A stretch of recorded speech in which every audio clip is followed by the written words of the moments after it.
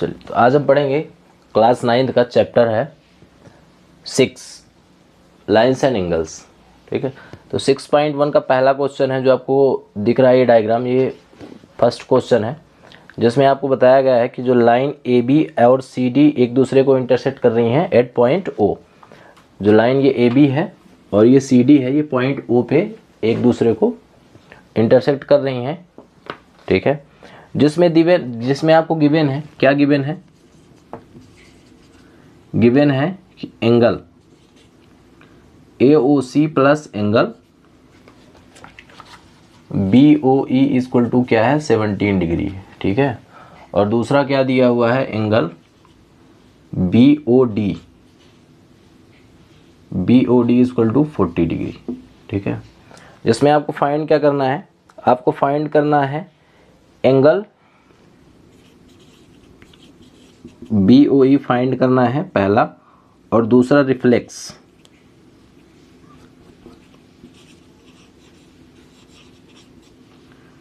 Reflex angle COE find करना है। ठीक है, तो आपको यहाँ पे ये दो एंगल दिए हुए हैं, एंगल ये वाला एंगल और ये वाला एंगल, इन दोनों एंगलों की का सम जो है 17 डिग्री है, और दूसरा ये वाला एंगल जो है ये गिवन है आपको 40 डिग्री। ठीक है, तो सबसे पहले हम यहाँ से बात करते हैं। जब भी दो लाइन ए और बी, जब भी दो लाइन एक दूसरे को इंटरसेक्ट करती है तो उनके बीच में वर्टिकली अपोजिट एंगल बनते हैं। तो ये लाइन ए बी और सी डी जब एक दूसरे को बाइसेक्ट कर रही हैं, इंटरसेक्ट कर रही हैं, तो यहाँ पे एंगल ये वाला एंगल और ये वाला एंगल, ये दोनों वर्टिकली अपोजिट एंगल कहेंगे, और वर्टिकली अपोजिट एंगल हमेशा इक्वल होते हैं। तो ये 40 डिग्री है, तो ये वाला एंगल भी क्या होगा? 40 डिग्री होगा। ठीक है, तो सबसे पहले हम यहाँ से बात स्टार्ट करते हैं। ठीक है, BOE निकालने के लिए सबसे पहले यहाँ से हम बात करते हैं। तो angle AOE plus angle BOE, ठीक है, BOE इक्वल टू 17 डिग्री। ठीक है, तो हमको यहाँ से पता चल गया कि एंगल AOC बराबर क्या है? 40 डिग्री। तो हम यहाँ पे एंगल AOC की वैल्यू रख देंगे 40 degree plus angle BOE equal to 17 degree. इसकी वैल्यू निकालनी है, ये इधर जाके माइनस में हो जाएगा, तो एंगल BOE की वैल्यू क्या आ गई? 17 डिग्री। 17 माइनस 40 डिग्री, तो एंगल BOE की वैल्यू क्या आ जाएगी? 30 डिग्री। ठीक है, तो हमारा पहला क्वेश्चन तो निकला है, BOE की वैल्यू क्या है? 30 डिग्री। ठीक है, अब देखिए AB एक स्ट्रेट लाइन है, इसकी वैल्यू निकल आई, क्या निकल आई? 30 डिग्री। अब AOB या AB एक स्ट्रेट लाइन है, और स्ट्रेट लाइन में हमेशा कितने भी एंगल बने उन सभी एंगलों का सम 180 होता है। ठीक है, तो देखिए जो लाइन AB है इसमें 3 एंगल बन रहे हैं। पहला एंगल AOC, दूसरा COE और तीसरा BOE। तो हमें 2 की वैल्यू पता है और तीसरी की वैल्यू निकालनी है। तो इसके लिए हमारे लिए क्या हो जाएगा? Angle AOC plus angle COE plus angle BOE equal to 180 degree, क्योंकि ये स्ट्रेट लाइन है और स्ट्रेट लाइन में हमेशा 180 डिग्री एंगल बनता है, और 180 डिग्री एंगल बनेगा तो इन 3 एंगलों का सम भी क्या होगा? 180 होगा। तो हमें 2 का पता है वैल्यू, 2 की वैल्यू क्या है? गिवन था 17 डिग्री,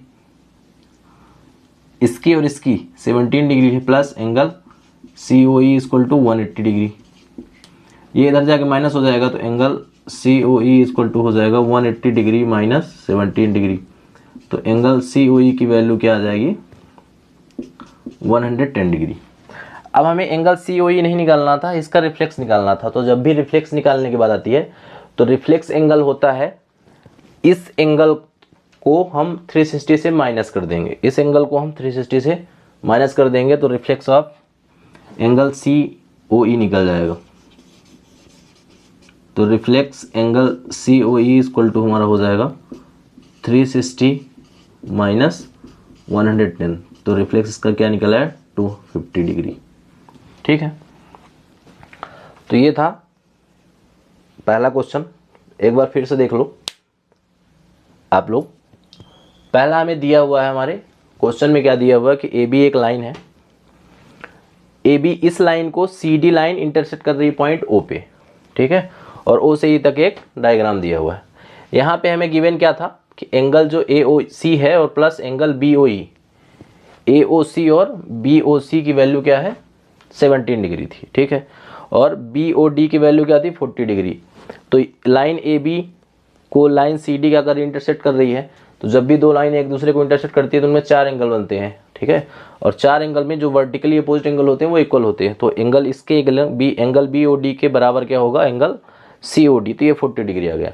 अब हमें पता था, गिवन था कि इन दोनों एंगलों का सम क्या है 17 डिग्री, तो एक की वैल्यू पता चल गई तो दूसरे की वैल्यू हमने निकाल ली रख के 30, ठीक है। तो हमें BOE की वैल्यू निकल आई क्या 30 डिग्री। उसके बाद हमें निकालना था एंगल COE का रिफ्लेक्स। तो सबसे पहले हम COE निकालेंगे।